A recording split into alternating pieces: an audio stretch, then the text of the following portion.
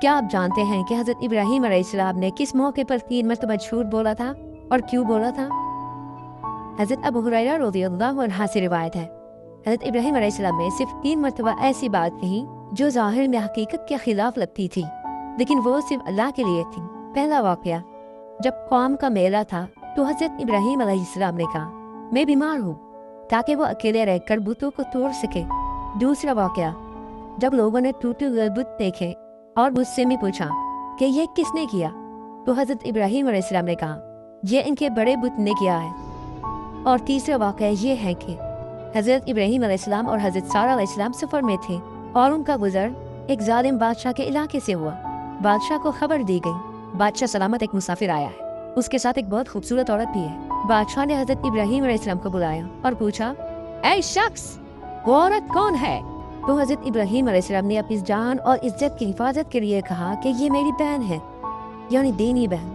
پھر وہ حضرت سارہ کے پاس آئے اور کہا اے سارہ، اس زمین پر میرے اور تمہارے سوا کوئی اور مومن نہیں۔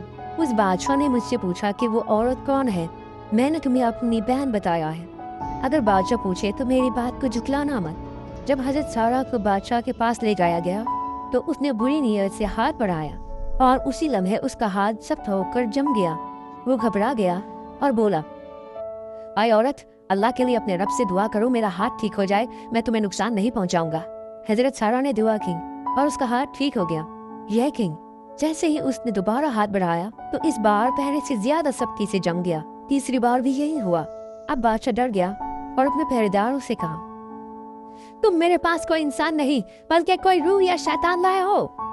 آخر کار اس نے حضرت سارہ کو رخصت کر دیا اور خدمت کے لیے حضرت ہاجرہ کو تحفے میں دے دیا۔ جب حضرت سارہ واپس آئی تو حضرت ابراہیم علیہ السلام نے پوچھا کیا ہوا؟ تو انہوں نے جواب دیا اللہ نے اس گناہگار کے مکر کو ناکام بنا دیا اور خدمت کے لیے ہاجرہ کو بھی عطا فرما دیا۔ حضرت ابو ہریرہ رضی اللہ عنہ نے فرمایا اے اہل عرب، یعنی اولاد اسماعیل، یہی ہاجرہ تمہاری ماں ہے۔